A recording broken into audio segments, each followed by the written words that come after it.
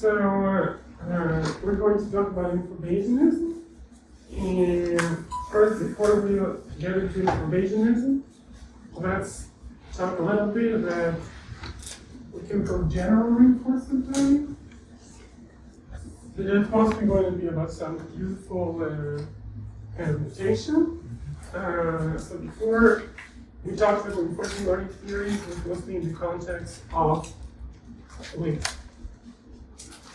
MDPs, where you observe a state all the time. We'll talk a little bit about RDPs, but let's kind of we want to hear a more general language that's kind of defined in terms of actions and observations. It doesn't talk about any kind of state space at all. So suppose we have like A is the set of actions, O is the set of observations. Then an environment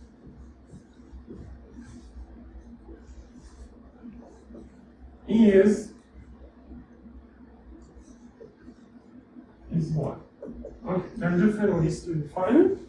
So naively, an environment is like mu from A times O star times A to delta O. Given the history so far, what's the distribution over new fingers? The more precise thing to be is that this is a partial function or an equivalence class of functions, because when this history is assigned probability 0 by the environment itself, then there's no reason to assign anything in up to here. So this is kind of more precise view somewhat. Also notice that when we talk about convex combinations of environments. So if we do something like two environments and we do something like E mu plus 1 minus P mu, that does not mean point-post convex combination, but instead you should think of this expression as saying, suppose at the beginning of time there is a lottery, and with probability P, the environment from now on is going to be mu, probability 1 minus P, the environment from now on is going to be mu. So that's actually different because when you calculate P mu plus 1 minus P mu on a history, what it's going to be is like it's going to be some kind of a weighted average, so some kind of a P times some weight, some mu dependent weight of the history times mu of the history. It's 1 minus P, so weight mu dependent weight of the history times mu of the history divided by E times the sum of those two weights. So those weights are actually coming from Bayes' theorem, because like the fact that you've seen a certain history is already evidence that you are in environment mu or environment mu. So this evidence needs to be factored in. So in other words, this W mu of H. So if H is like, suppose that our H is like, it's like zero, O0, A1, O1, and so on until AN, then this weight is going to be equal to like the product over I of mu of like OI given A0, O0, etc. until like A5. Okay? It's just like likelihood factor that this environment corresponds to this history. There is actually another equivalent definition which I like mathematically, which is defining it as a poly distribution. So equivalent definition equivalent definition.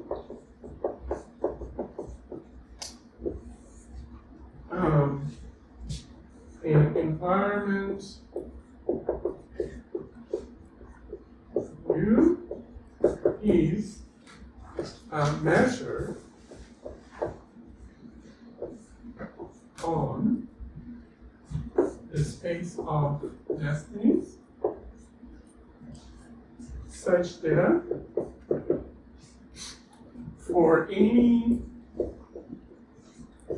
policy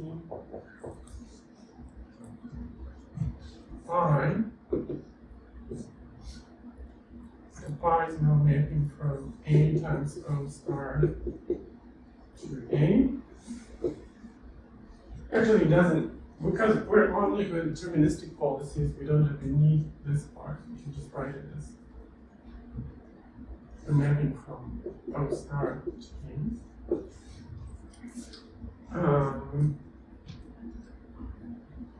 For any policy, it holds that mu restricted to let's call it d pi lies in distributions on d pi where d pi is just the space of destinies compatible with the policy. So in other words, d pi, all the d's in A cross O omega such that, well, let's say that something like A0, O0, A1, O1, etc. to infinity, such that for all I, AI is equal to pi of A0, O0, so on until O is okay, the environment is a measure on this space, such that if we look at the destinies compatible with any given policy, then on those destinies only, it gives us a probability measure. And the meaning of this probability measure is like the probability measure of the destinies we get when this environment interacts with the policy. And the advantage of this equivalent definition is that now when we write p mu plus 1 minus p mu, it's just literally doing the convex combination in the sense of those, we take the convex summation of those measures. You don't need like just verify state. It's just more explicit describing the structure of this as convex space. Does this notion of like the environment being causal? Is it or? I mean, it's related to causality, but like environments are always causal kind of a definition. I mean, well, we haven't defined what's an non-causal environment would be. So so you use a measure on some space, like what is the structure of that space? What are the open sets? Oh, yeah, so this is an infinite product space. So it's like, we always consider this space with the product topology, which makes it like a common topology space. That makes sense. And the Borel sigma algebra associated with this topology. Sorry, what is delta? Space of probability distributions. So this is space of probability distribution. So this means when you restrict this measure to this subspace, so this is actually like, yeah. When you restrict the measure to this subspace, this is actually a closed, right? It's a closed subspace. The measure you get in it is a probability measure. Oh, God, okay. It just we can write it simpler. We can just write. That, like you're doing I can just write it. This is kind of a fancy way to say that mu of d pi equals 1. This is I guess what I was trying trying to ask, like, is this includes environments that have something like omega in them, like who can predict that? It doesn't have environments that have omega. Yeah, okay, I understand your question. So no, the question is the definitions are actually equivalent. Yes. I mean, I wrote equivalent definition because it's actually equivalent. Like those things. But for some reason I thought that causal was the label used for this sort of environment, isn't it? Terminology. Yeah, no, but it's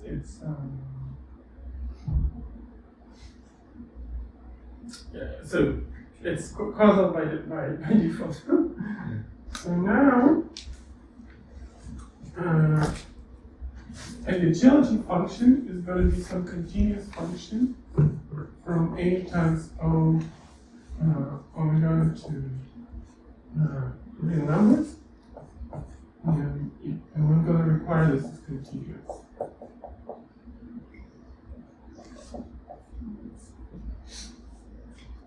So, given a utility function in an environment, we can talk about what's the optimal policy, right, for like a particular environment, and that's just like the argmax over policies of expectation of over policies.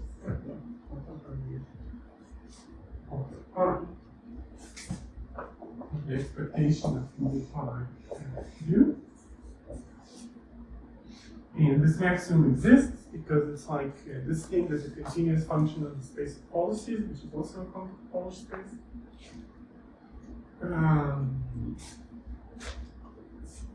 Right. So now, okay.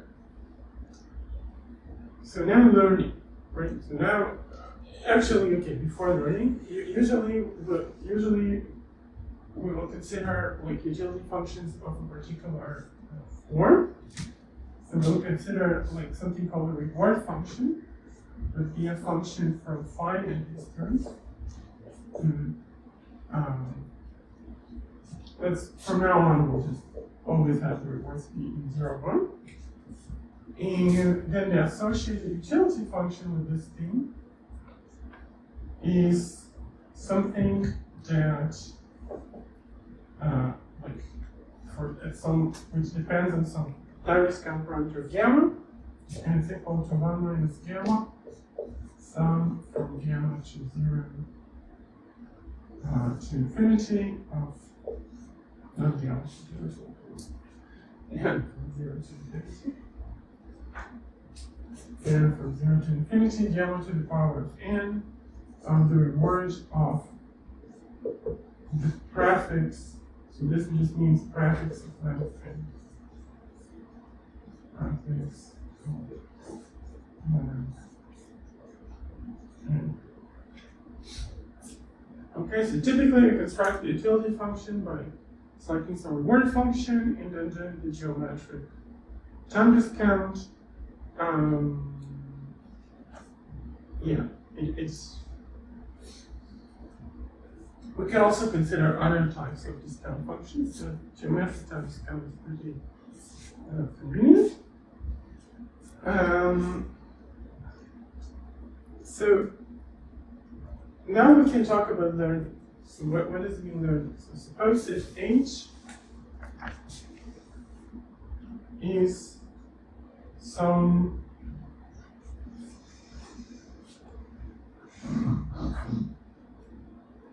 so H is a set of environments, which we think of as like our hypothesis class. Okay, so H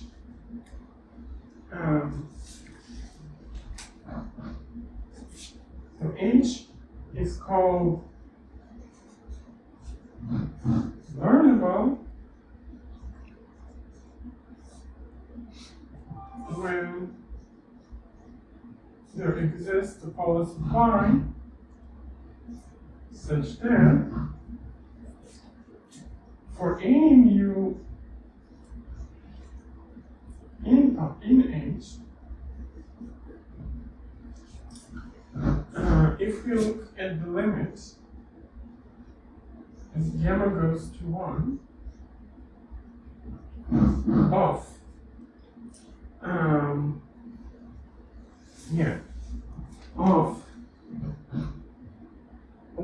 the maximal reward we could get,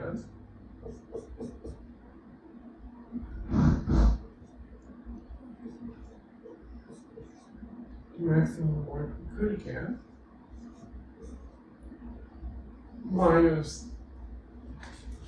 the reward we actually, not reward, but expected utility, minus the expected utility we actually get.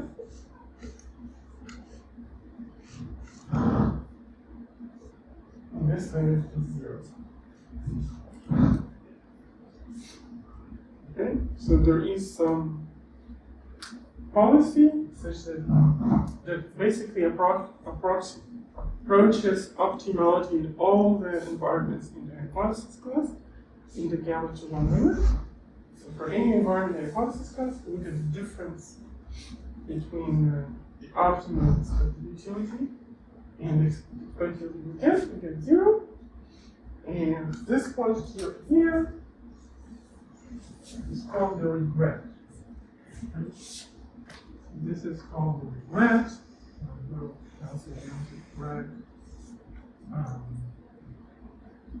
Reg what's one on environment U and times the factorial. So the central question of learning theory is characterizing natural hypothesis class, understanding when hypothesis classes are learnable, and if they are learnable, giving some bounds on how fast the regret can go to 0.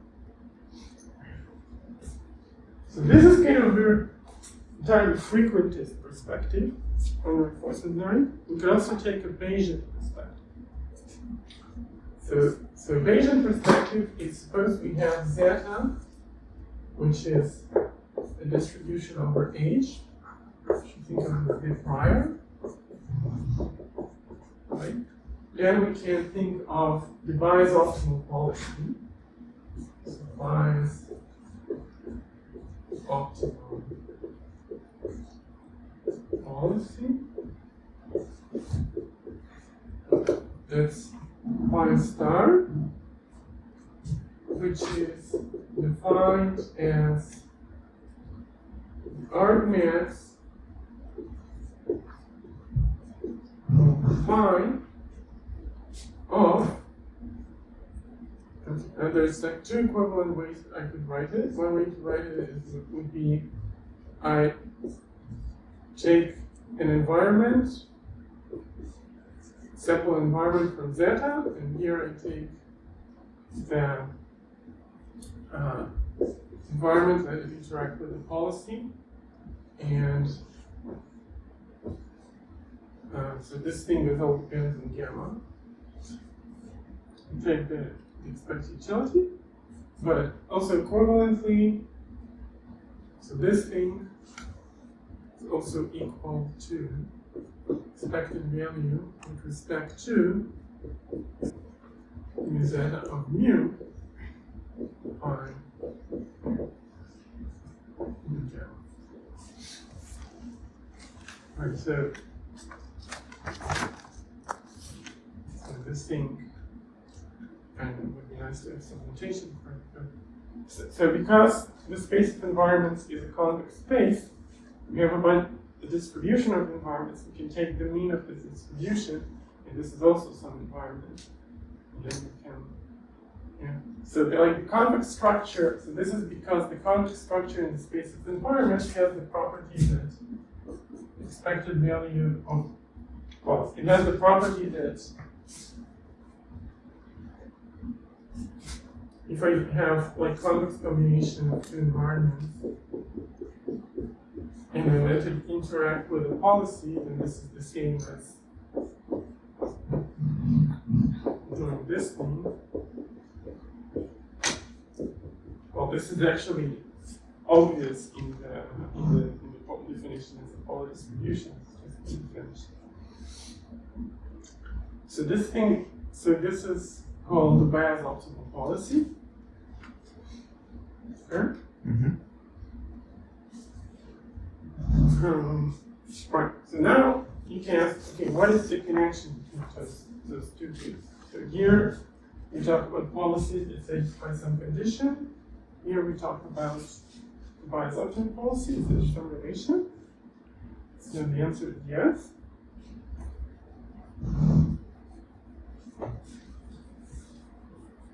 So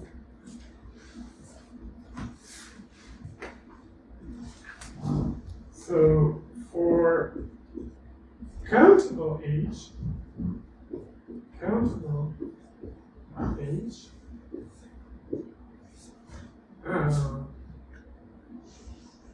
H is learnable if and only if the Bayes optimal policy learns H. Assuming the prior is non-negative, right? Assuming the support of zeta is the entire H. So for general, not necessarily countable, it would be slightly weaker because for general, it might happen that the Bayes optimal policy doesn't learn the entire class, but it learns the entire class except for some subset of measure 0.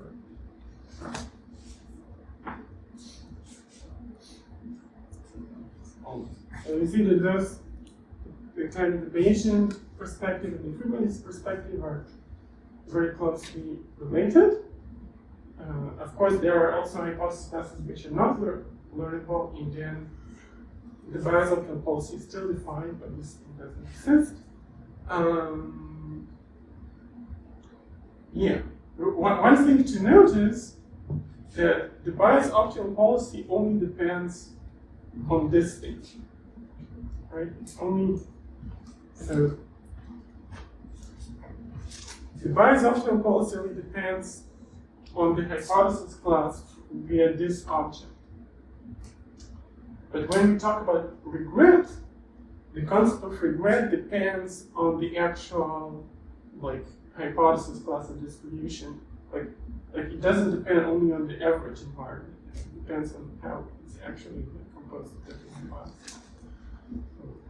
So we could have two different priors over different hypothesis classes for which this object is kind of the same, but the regret bounds would be very different. Because you can think of it as kind of the learning we talk about here is kind of learning which of those hypotheses is true. So it kind of depends on how we decompose this thing into different hypotheses. Yeah, now of course to connect it to what we talked about previously, we talked about MDP, right? And we talked about OMDPs, and we talked about RDPs. So all of those things can be translated to environment. So every OMDP defines environment.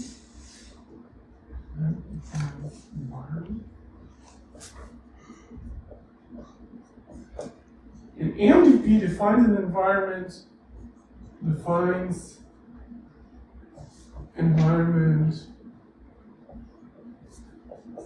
O equals S, the state space. And RDP also just defines the environment. So this thing already comes, right? This thing already comes with some observation set, and this kind of thing doesn't have an observation set. It does state space. And OMDPs are pretty general, right? Is it true that from any environment we can build out of OMDP with states are just histories? Yeah, right. From any environment we can even so for any environment we can even make it an RDP where the states are just history. This is actually important. So any environment is an RDP with the space of states being just the space of boosters. This is like an inference. Of course, not every environment is an RDP with a final set, or even only with a final set. But those errors, so this error is actually just one-to-one, but those errors are lossy, right? Because,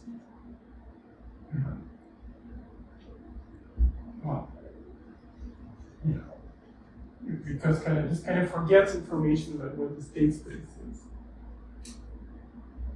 So that multiple different quantities can define the same environment. One thing I haven't forgot to mention is maybe it's also useful to know that there's a notion of Bayesian regret. So what's Bayesian regret? So Bayesian regret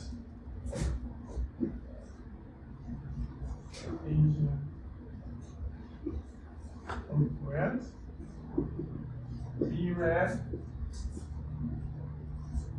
it kind of stands on theta and policy gamma, and that's just kind of the expected value of the ordinary regret. So we take expectation mu from zeta of a maximum over pi prime e pi prime e to the gamma minus e to pi.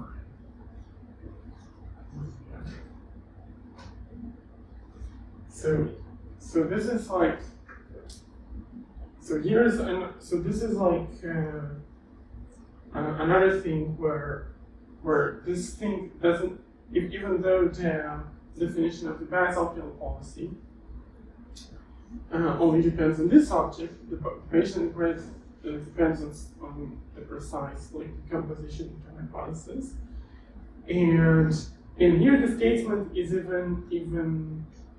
even stronger. So here we can just kind of drop the countable and say that, you know, if there is some policy for which the Bayesian regret goes to 0, then it holds true for the Bayes optimal policy.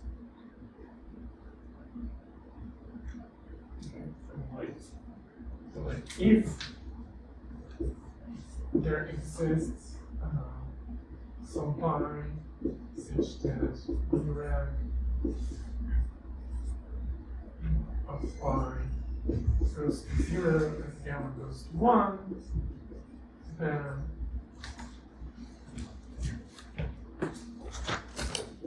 BREG of pi star gamma goes to 0. But pi can also depend on gamma.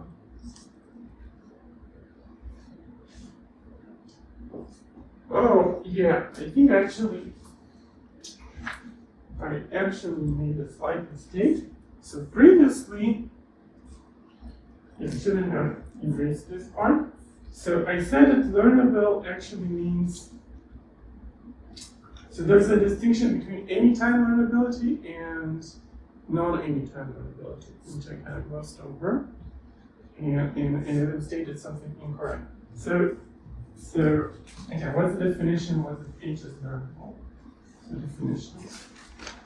H is learnable when, so previously I said exists a policy, but actually it's not a policy, but it's a family of policies parameterized by gamma. Okay. Such that regret such that for all u in H, the regret of mu by gamma Yeah, zero allocated. Okay, so this y is allowed to depend on gamma. This is important because this is not always the same. So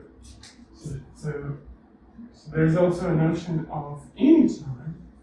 H is anytime variable. So this is a stronger condition when there is just a single policy that doesn't depend on gamma, such that